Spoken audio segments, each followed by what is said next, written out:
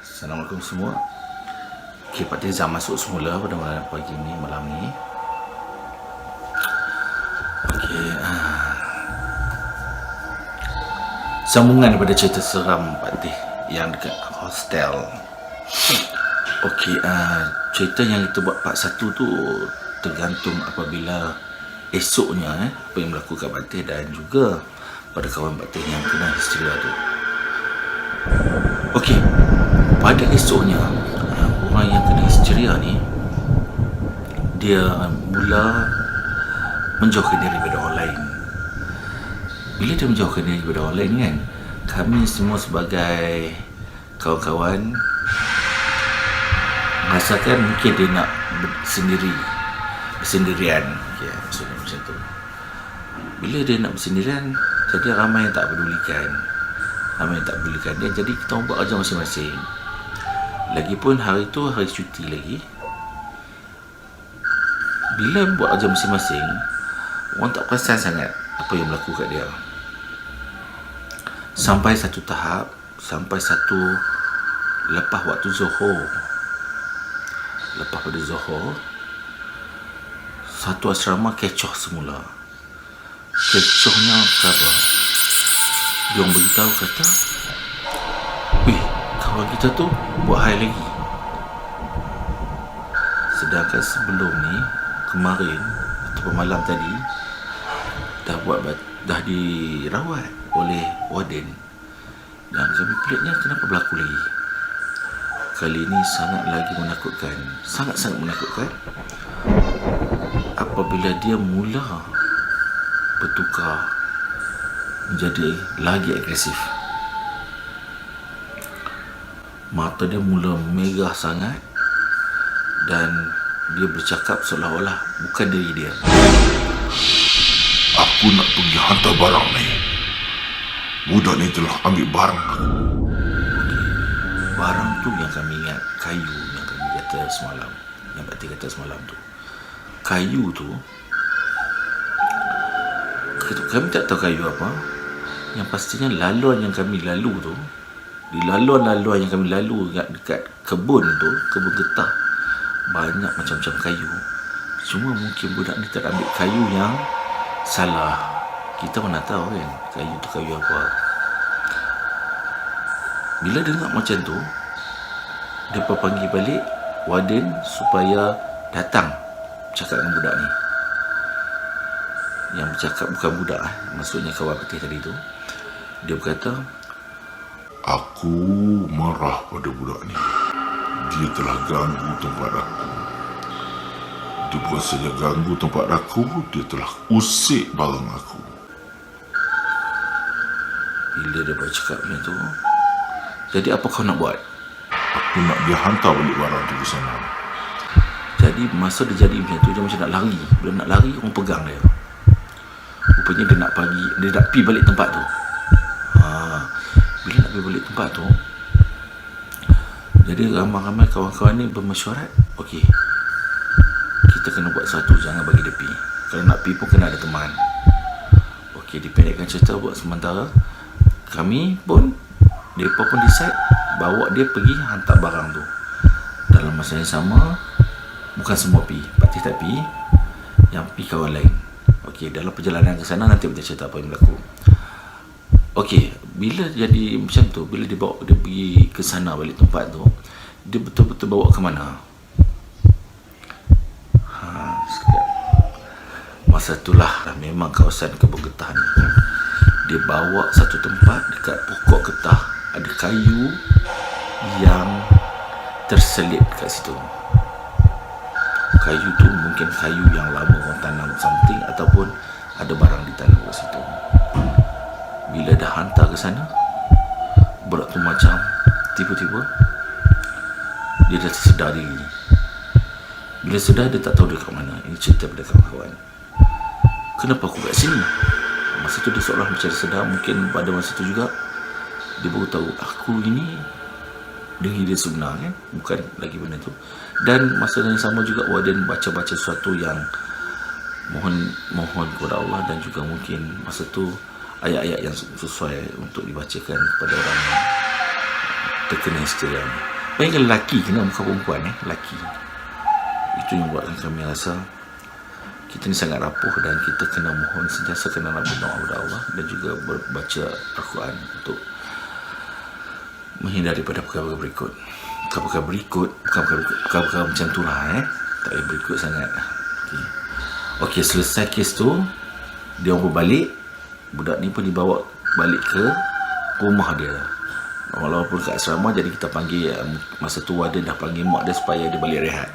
Sebab kejadian ni takut berulang lagi. Dia pun belum tentu lagi selesai. Okey, tak apa, dia pantau. Jadi apa yang terjadi kepada Pak Teh pula? Okey, nak relate pula, hari yang berikutnya Pak Teh demam. Pak Teh ni kalau demam masa kecil-kecil dulu, dia mari barang-barang macam besar kecil, tak tahu benda apa yang besar kecil. Jadi masa tu Pak Teh dia beritahu kawan, aku rasa macam nak demam malam ni jadi aku nak tidur awal. Selalu kami tak akan tidur awal sebabnya kita akan prep dah pukul 12, pukul 1 mungkin akan baru tidur Tapi malam tu dalam pukul 9, pukul 10 Pak Teh dah mengantuk sangat sebab demam berat kepala ni. Masa tu Pak Teh nak tidur, kawan Pak Teh kata Pak Teh dalam keadaan separuh sedar.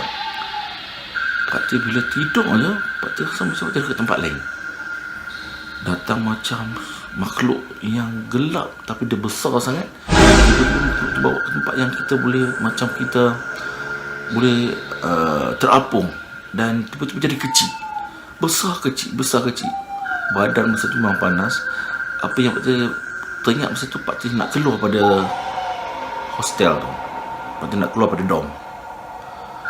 Jadi kawan Pak Teh masa tu, kawan satu dom, roommate Pak Teh, dia sedap Pak Teh jaga. Mujur dia sedar sebab dia tak tidur awal. Dia kata, nak pergi mana ni? Dia cakap, nak pergi mana? Pak Teh tak cakap. Pak Teh bangun saja, keluar, Pak Teh tolak grill. Masa tu grill belum kunci, tapi kawan tu pegang Pak Teh. Hang nak pergi mana? Dia dah malam ni. Lepas tu dia pegang Pak Teh, dia kata, panas badan hang ni. Lepas tu masa tu kawan-kawan tolong pegang. Masa tu Pak Teh macam dalam sedar tak sedar. Bayang hitam besar kecil tu masih lagi ada kat situ. Pak Teh tiba-tiba baca istighfar betul-betul. Pak Teh baca apa yang patut. Masa tu baru betul-betul tersedar. Walaupun kawan tu dia suruh Pak Teh baca, kau dia suruh apa, istighfar dengan juga ingat pada Allah. Masa tu baru Pak Teh sedar. Pak Teh tengah panas, demam panas. Dulu masa kejadian tu berlaku, masa tu Pak Teh umur 17, dan yang Pak Teh first time jadi tu pada umur 12 tahun.